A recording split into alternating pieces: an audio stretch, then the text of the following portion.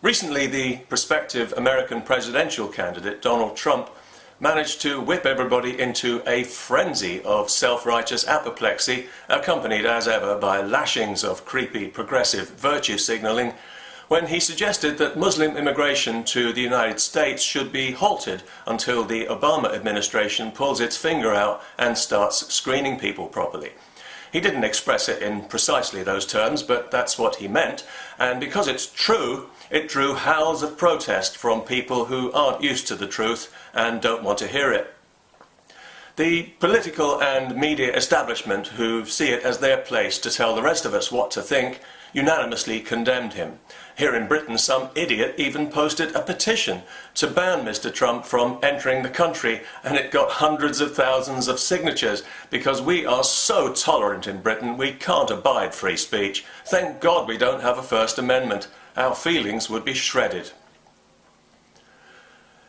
Donald Trump is a reaction. He's filling a vacuum that shouldn't be there in the first place, and it wouldn't be there if America had a president worth the name. A president who took seriously his role as leader of the free world. Instead, what they have is somebody who's in such complete denial about Islamic terrorism that he can't even name it, let alone fight it.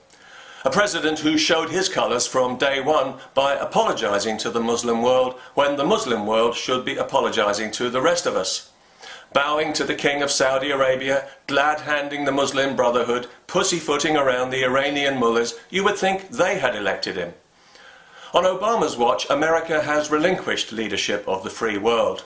His reluctance to tackle Islamic terrorism has let Putin strong-arm his way into the centre of things in a way no other US president would have allowed, except maybe Carter.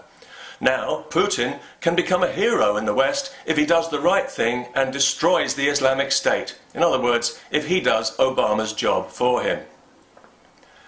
Donald Trump is merely pointing out that the king is visibly naked, and people agree with him because they can see it's true, and they're grateful to him for saying so because nobody else will.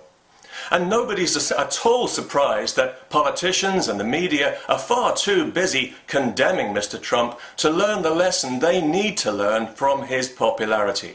And that is that people want honesty. They're starved of it, and they'll take it where they find it. Trump came along with a great big bucket of honesty, not all of it to everyone's taste, admittedly, but to starving people it's better than no honesty at all, which is what we're used to. Everyone knows there's a massive security problem with Islamic immigration, but nobody wants to admit it. Everyone buys into the big lie. And this isn't just any ordinary political lie, like a lie about the economy or the education budget. This is a serious, reckless lie that knowingly endangers people's lives. And everyone can see that, and they feel less safe. According to a recent Gallup poll, Americans no longer feel confident that their government can protect them. 2/3 say more attacks on American soil are likely, and of course they are.